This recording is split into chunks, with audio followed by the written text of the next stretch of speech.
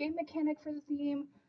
For artists, just like a small like I'd say like an artwork to submit into it. For those who like to do audio, maybe a small soundtrack to it. Game Sprouts this year though, every month we're going to be counting like each person's submission to be like a point, and whoever has the most points at the end of the year is going to have a $100 prize pool. So if y'all are enticed by money, I am too.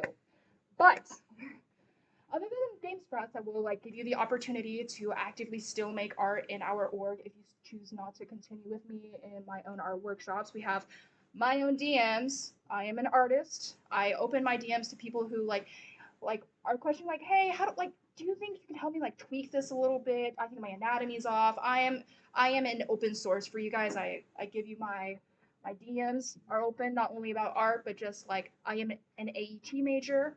For those who are also in AET and also are going down the art rabbit hole, I can be there like, hey, these are some interesting classes that you can take. These, not so much. Other orgs that we have on UT, the UT Animators Club and the Collaborative Artists, I think for UT Animator Club, they do have like speaker nights from industries just like us, but more or less about like in- entertainment slash movie sector, which I still think is quite interesting and cool. Collaborative artists is this casual like art group that like does they're more or less a social group. There's just like a bunch of artists there, and I just recommend you visit them because like there's just like a huge community that like can help each other like grow and adapt and be better. None of these have like a requirement to be X or Y or Z better at art and whatnot. But I'm also gonna let you know future workshops.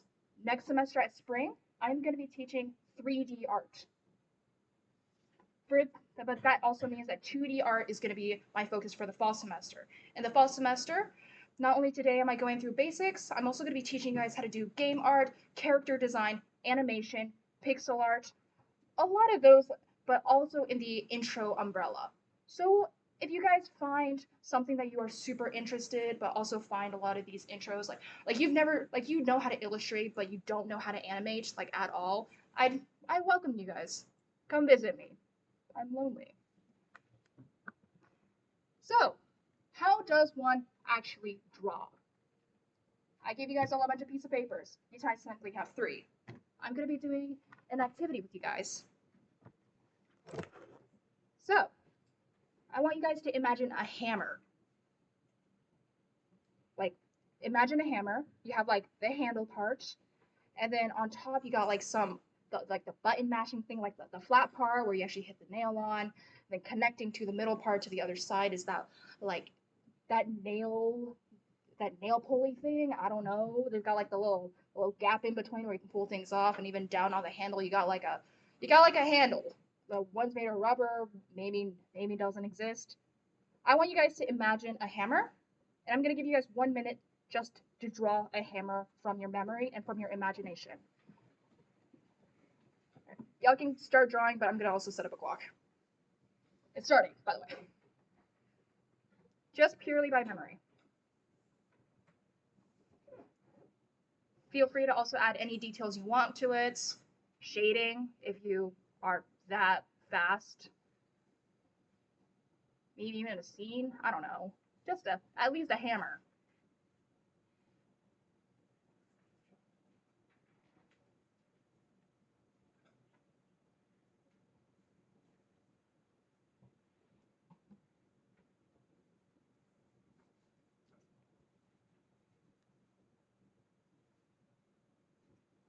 $20.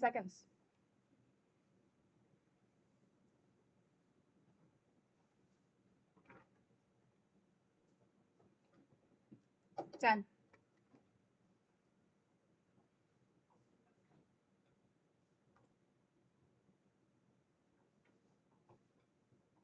All right. That's 1 minute. So obviously you got a hammer now. Very interesting looking hammer. Maybe you didn't get to the part where you got to shade things.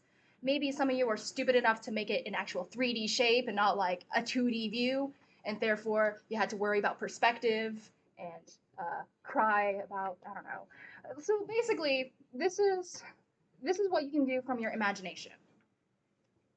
Now, this is an image of a hammer. I want you to study it. Don't draw anything yet. I want you to study it. Study the forms of it. The little knobbin, the little edge thing. You got the thing down there. No? Good. Now I want you to take a piece of paper, put it on top of the thing that you brought to, like the hard surface that I told you to take out.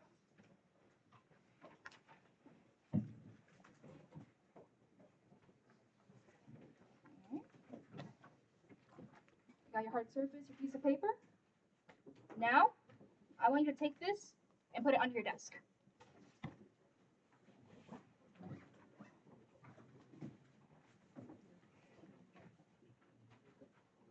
Okay, when I say put it under your desk, I meant hold it. My bad. Because I want you guys to draw this hammer without looking at your hammer.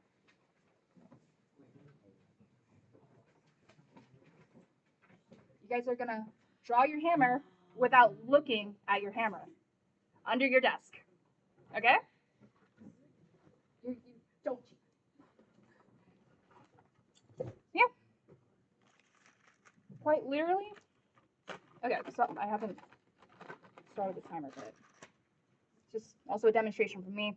Paper underneath the table, and then you're gonna take your pencil. You're gonna like wrangle your arm underneath. Yes, your pencil's gonna hit the top of the desk, but I want you guys to draw this hammer without seeing it. Okay? You guys ready? Go. Don't look at your paper, y'all. I want you to purely draw it by observation.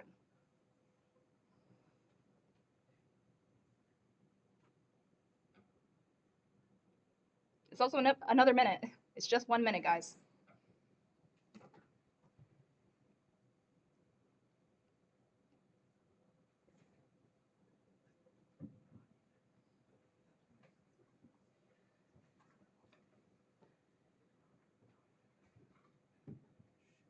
You got 20?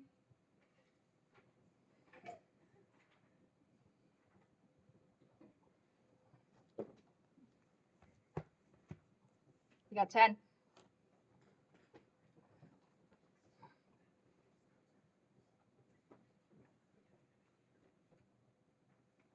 That's it. All right. Take a look at your ugly drawing. Shut up. So my first try, not great. So, Before she started typing. My second try, I think much better.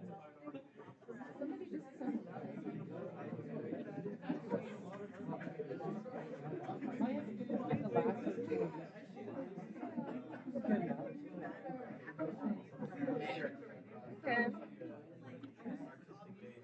So now you got one nicer drawing, one questionable one. Now I'm gonna give you guys the opportunity to be able to draw the hammer by viewing it and also seeing your paper. You guys don't need much setup, so I'm gonna go ahead and let you guys start now, yeah? Make a nicer drawing.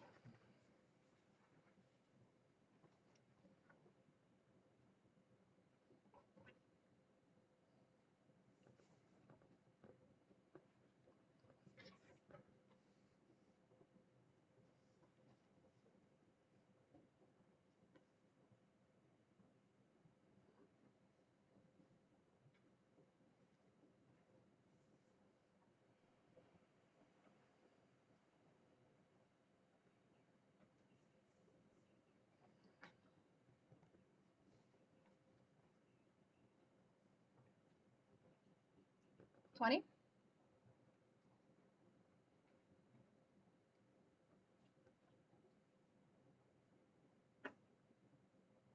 $10?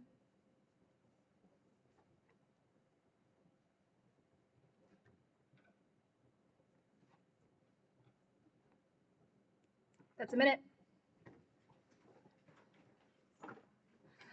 So I'm going to assume you all had a better time, but maybe a little bit more fun, or at least more sane whenever you were drawing with a reference, and also referring to your own artwork, you know? Now, so what does this all mean? You have one piece of paper that was purely from your imagination. That was the first one you drew. And then you have another piece of paper that you purely drew from observation. And now you have a third one that you had 50% observation and 50% imagination. Art is 50% observation and 50% imagination. To study art is to train your perception and your observation skills. Art is not about muscles or about not exactly technique as in like funky ways to hold a pencil. It's more about how you take in information based on how you see and perceive it. Now, how do you actually learn how to see art? Fundamentals of art. This is going to be a long, stupid lecture. I'm going to lose half of you guys.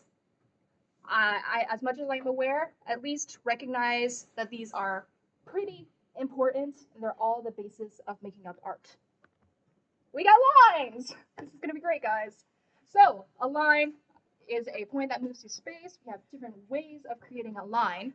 And lines that define edges are called a contour. Lines itself doesn't actually have to be drawn, though. Implied lines can suggest lines. If you can see here, we have examples of like ways of drawing lines. Also, if you know that lines themselves, the way that you draw them can evoke some kind of energy, emotion, which also leads into the wave of Kanagawa. We have the big circular motion because there's an implied line across the wave, which allows you to guide the viewer's attention to that specific tippy top of that wave. Along with the fact that line of action. Line of action is each person who does an expression will always have a balance, and that balance can always be defined through a line. The shape of that line, the way it's contorted, will also give you the general expression of what that character is doing and saying, and it helps you understand the silhouettes and energy just by a simple look. We have shape. Lines that create a contour will then create a shape. We have geometric shapes and organic shapes. Geometric shapes, like the circles, the square, the triangle, the ones you see in math class, comparison to the ones that don't actually have a name. The ones that don't have a name are going to be often found in nature, and most of the time the things that you're going to be drawing. However, that doesn't mean that you can't forget about the geometric shapes. You know that they're also important because everything is built off of shapes. But to also differentiate shapes, we have implied shapes that can be made with implied lines. We have those apples over there. We got 3 circles because the apples themselves are, in a sense, made of these circles. But the way that they position it, you can make an implied triangle. The way that you put shapes down is the way that you can imply a different one as well.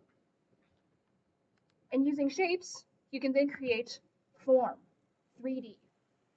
Form is created by shapes to emulate 3D. We have the geometric side of forms and along the organic forms. Basically, the other side of the coin, we got the spheres, the cubes, the pyramids, and we also have the organic ones that don't really have a name. And how do you create form? It's going to be usually using values. Values is the lightness and darkness of a color. We have an apple over there, but we don't have the color. We're mainly focusing on value, the lightness and darkness. The value scales is the whole range from white to black that you see within an image. If you see the apple right there, we have the scale that can also give you the numbers in correspondence to the shade that we see here. If we minimize the amount of shades we see, that is the value scale. That is the values that we use inside that apple.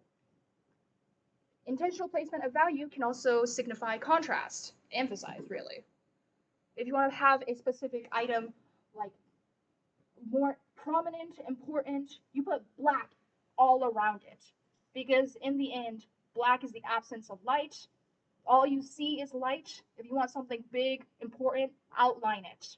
That's why a bunch of media, anime, whatever, cartoons, black outlines.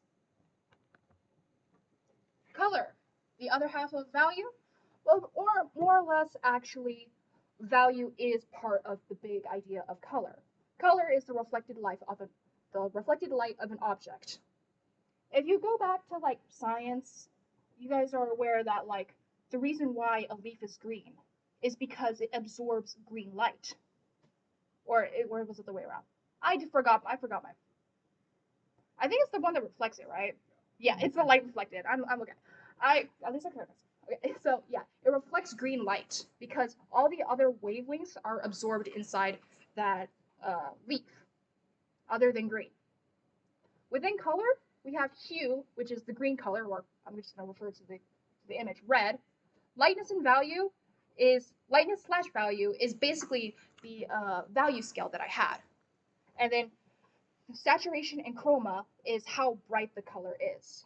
Those are the three parts of it. And you'll actually see that these three scales are going to be inside your digital art like softwares whenever you're choosing art or like choosing color. You have like these little grids, little sliders. There's usually like a small little slider that comes around here, and then you can like shift over there. Technically, hue. Okay, this one's like a bad example. Hue, it'll be probably be the rainbow, but then you can like change the lightness and then the saturation of it.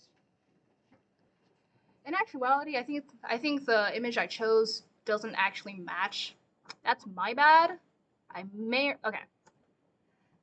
But I hope at least you guys understand that saturation is how bright the hue is, and then lightness and value is how whiter or blacker the object is. Color theory is the study and relationship between these colors. We have the color wheel, we have these complementary colors, tertiary colors, like why does blue and orange look good together even though they're like on the other side of the sphere? Also, why the hell do they mix together to make an ugly looking brown? I don't know. That's the idea of color wheel and color theory, though. Color theory is a theory because we technically can't prove why orange and blue look good together. But in the end, everyone's eyes perceives it as looking good together. Not only with color wheel, we have color schemes. We have complementary colors like orange and blue because they're on the other sides of the color wheel. We also have the tertiary, like complementary tertiary colors, like when 3 points of the wheel are matched together to make a cohesive color scheme. There's also a lot more monochromatic and somewhat. We have color context. If you see that image that I brought over here, on the blue side, this little box, it looks like a little dulled out. It's like a desaturated blue, but then on the yellow side, it's a bright blue. But in the end, you guys may or may not realize these colors are the exact same between these boxes. It's about color context. Putting a certain color next to a certain object will always have it perceived different than the other. Along with that, we have emotions and associations with it. Why is purple the color of royalty? Well, that also goes back all the way history. Purple was once the most rarest dye that you can get in the world. I believe back in Egypt, like all the way in Egypt, you had to get a specific snail, then you had to dry that snail, and you had to crush that snail, and that snail gave you a teeny bit of pigment. And obviously, you can't afford to import something from Egypt into Europe. That's why we associate purple with royalty. Only royal people could have access to the snail and pay for the amount it took to grind it down and make enough pigment to color at least a scarf. Along with emotions, you guys know that there's sometimes we have warm tones and cool tones. Why does warm make us feel warm? Why does cool make us feel cool?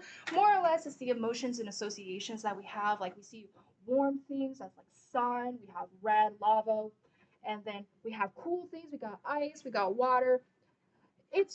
I feel like that's a little bit more common and understood that some colors evoke certain emotions. With color, we also have come with texture. Texture is the surface quality of an object. You can either see it or you can feel it. Physical texture obviously is for more like 3D physical art, but visual texture in digital art is what we mainly are going to focus on. Textures can be implied through brushes and techniques, and also just the way we shade. As you can see here, we have a matte one, we have a shinier and the shiniest.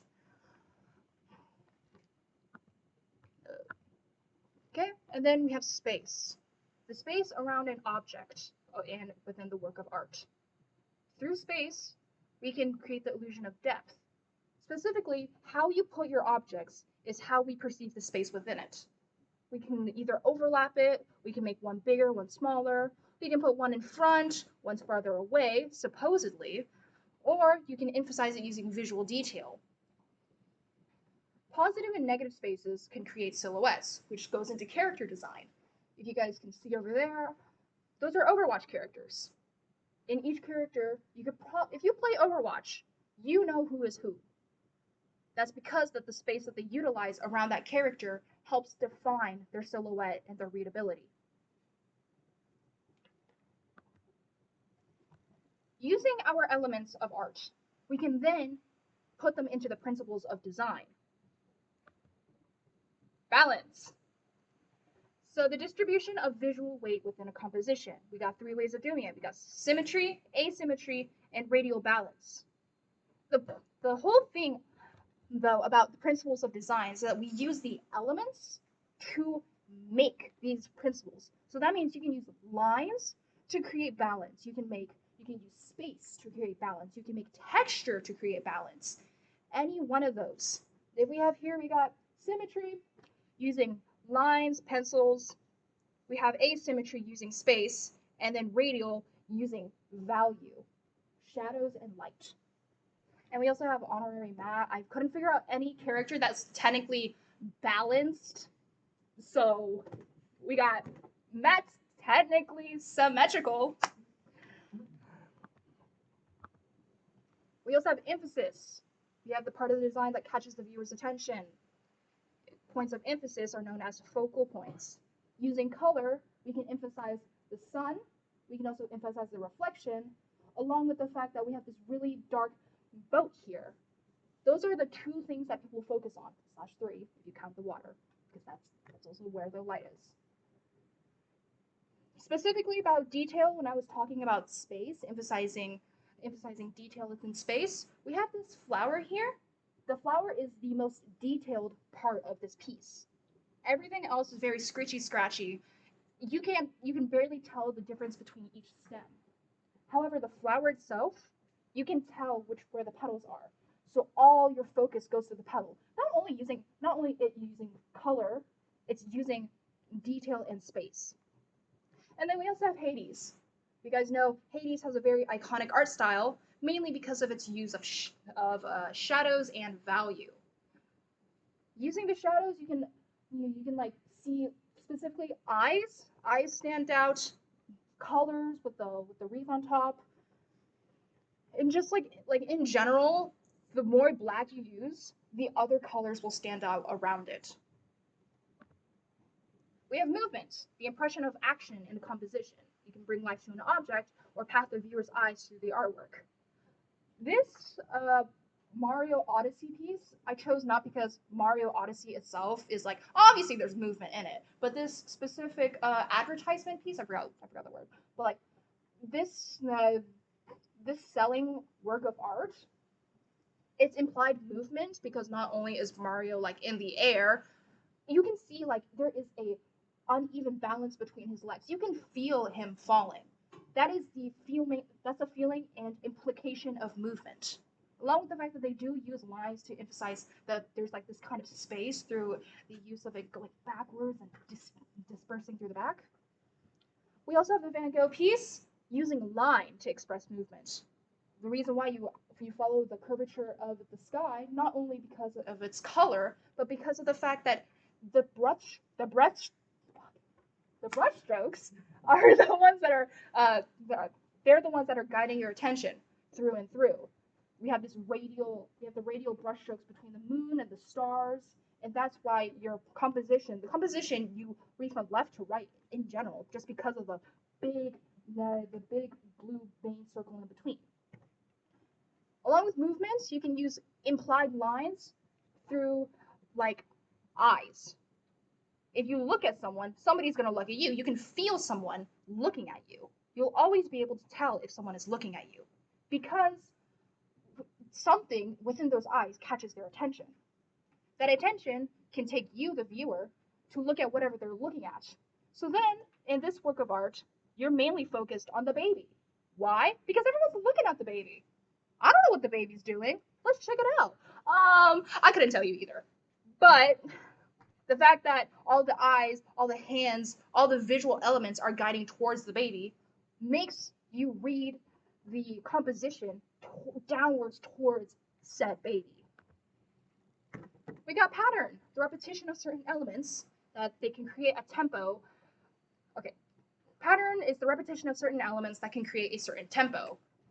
We have Space Invaders. Obviously, it's kind of a stretch to say Space Invaders is a pattern, but you can also say like the different kinds of patterns it gives. They can also like show you the different parts of the game that you're in. Sure, yeah, like you have like lingering Space Invaders around. That's not that intense. But if you got a whole line that you've got to deal with, now you feel the existential dread as it comes crawling towards you. That's what I mean by pattern and the way it evokes tempo and how it and like what kind of like feeling it gives you. You also have more artists. We have Klimt. He's very famous for his I forgot which era he is in. Whatever. We also have I think that was Lichtenstein. I'm probably remembering it wrong, but just also in the Andy Warhol series / the whole pop culture, they started like doing this like dotting technique to show like her skin is technically white. It's not pink. It's only pink because there is this color, this very repeating pattern that creates the sense of it's pink. We have variety. Why not have one when you can have them all? We have the use of different elements to create interest through contrast. For this artwork, not only we have directions of squiggle squaggles, we also have ones that are like actually like show a flowing shape. You can actually see at least a shape in the tree, not the fact that it's just like everywhere. And why have one dateable character when you can have another of the same variety? I don't think she'll let you.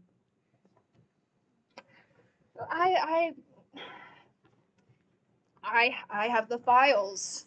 I can technically Aren't those high schoolers?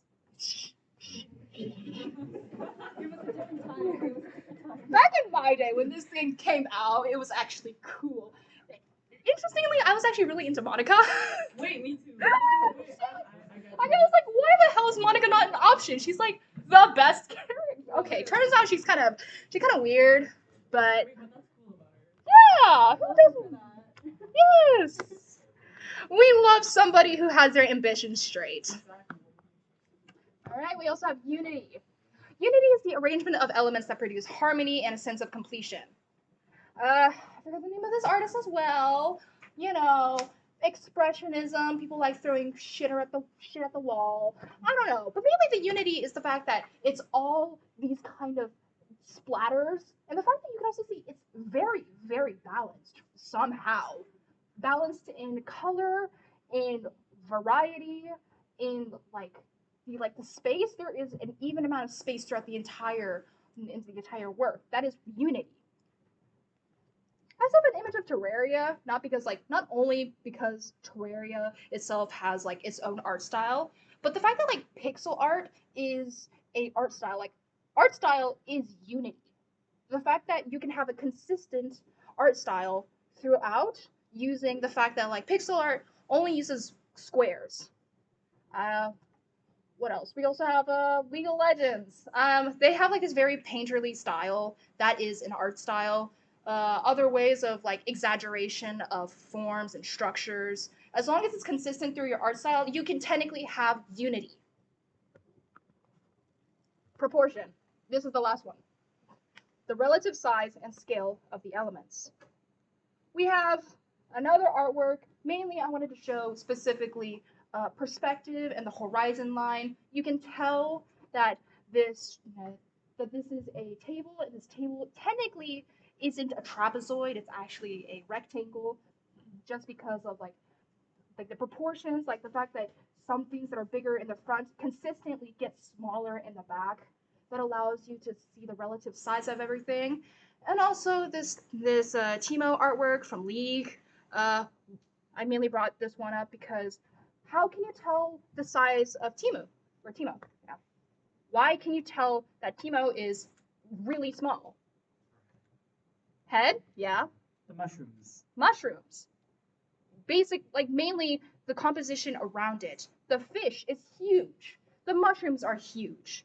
The things he's holding are huge.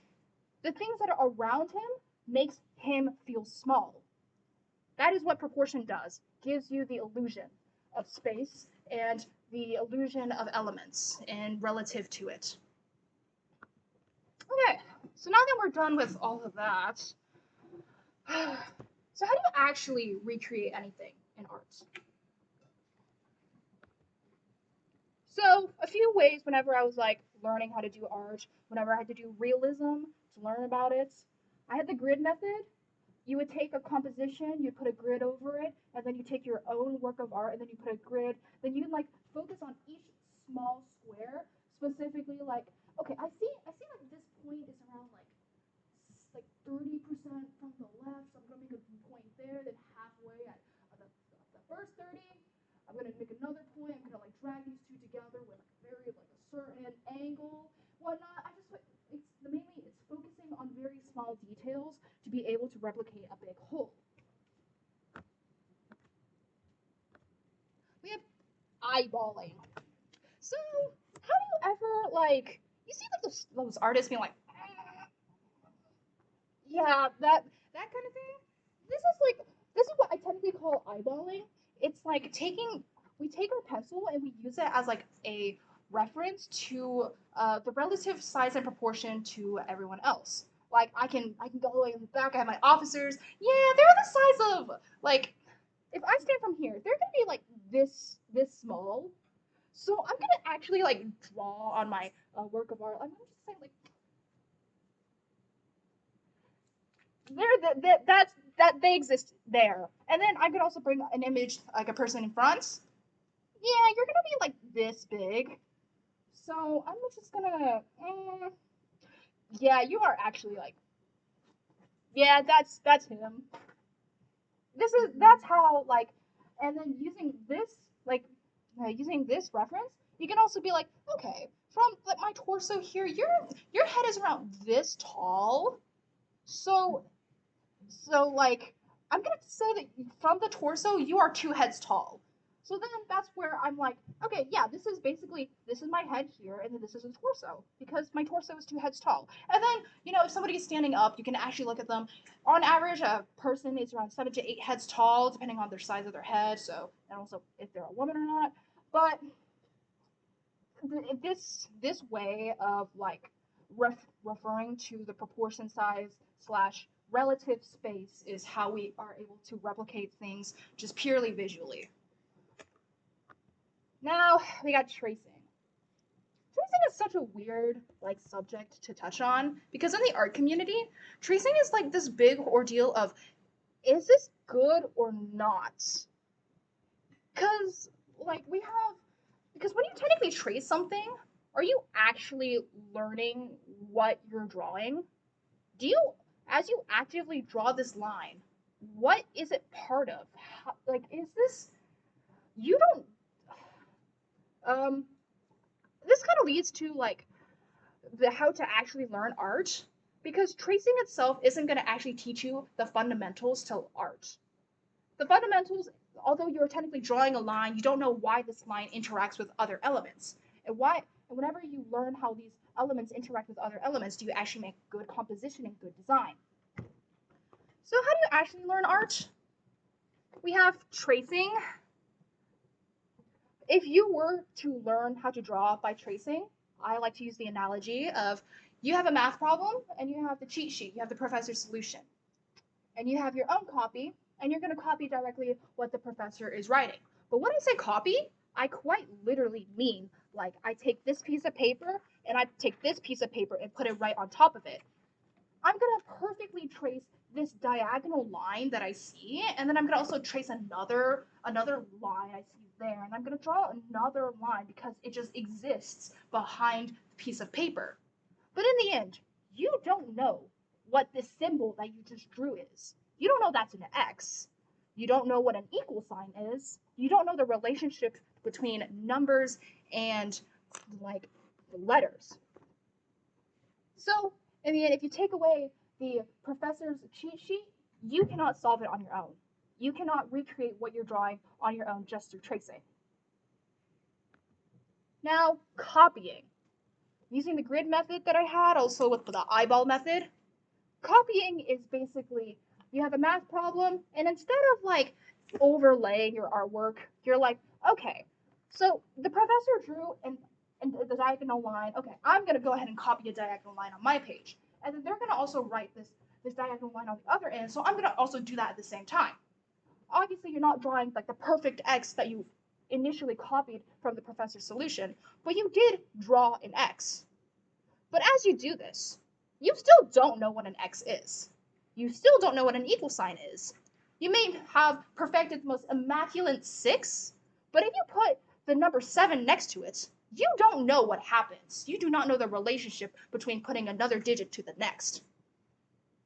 So in the end, if you take away the professor's solution and cheat sheet, and you go to a different problem with the same kind of math problem, you're not going to do it. You can't do it. You do not understand the formula. So how do you actually study art? The one thing that these two are missing is notes. And that's actually the trick thing to it. Tracing and copying are both valid ways of studying. You are allowed to trace. You are allowed to copy. That doesn't make you less of an artist. But the way you actually improve is by taking notes. Whenever you write the first math problem while you're tracing it, okay, what is this symbol? What is this symbol that I just drew? What is this other symbol that I just drew? You take these questions and then you research on them. And then those are the notes that you learn and then are able to then be able to solve that problem on your own. In the end, studying by tracing, you'll be able to do that math problem. If you study by copying, you'll be able to copy that solution. But when I say copy, I mean like actually solve it on your own by using the reference point of your notes along with the first solution that you made. This is how you learn art. Studying by tracing, you need to understand how the arm is built, how the hand at this point, like I say, is built. You have like the forms that are built in the hand. You also have bones that are built in the hand, along with the joints and tendons.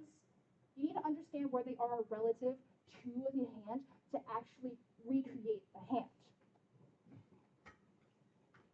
Studying by copying, basically the same thing, but this time you actually can solve the question on your own and then use the professor's cheat sheet as a way to check your answers.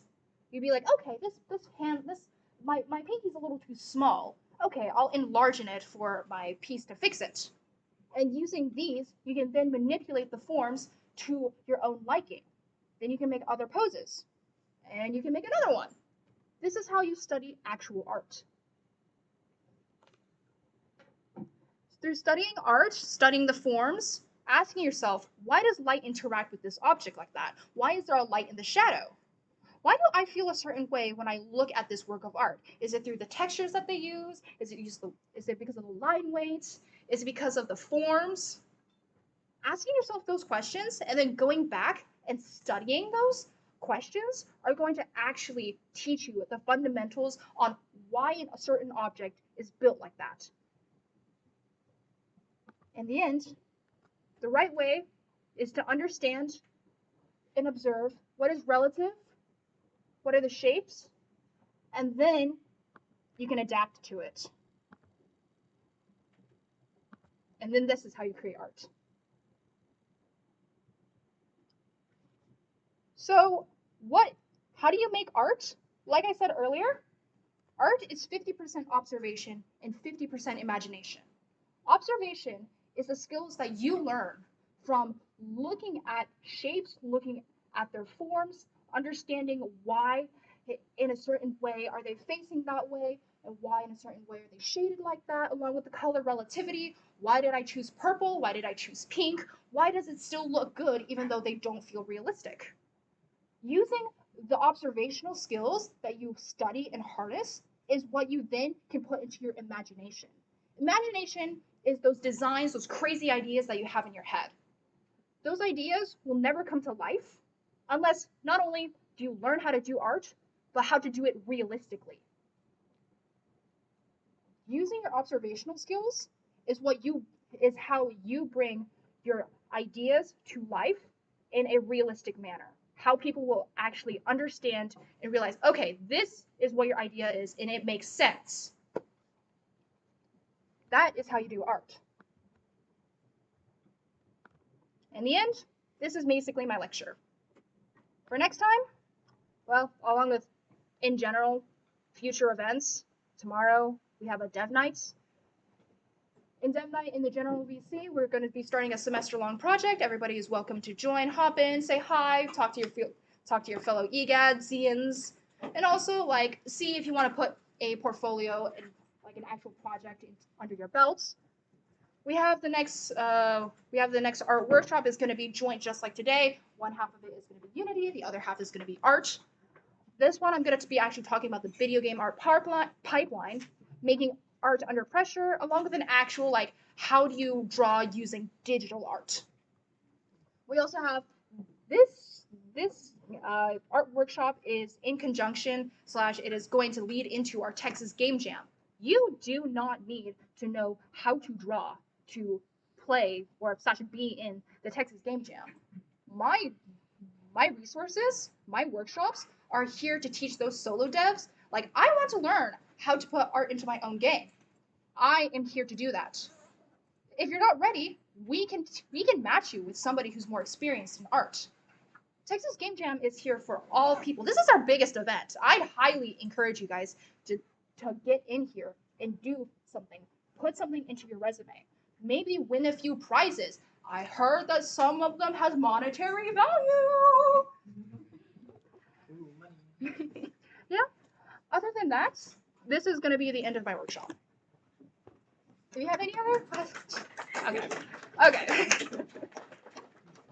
If you guys have any other questions, I am here. If you guys want to visit again, our next one is on the 23rd. And I hope you guys at least enjoyed your time with me. I hope to see you guys again.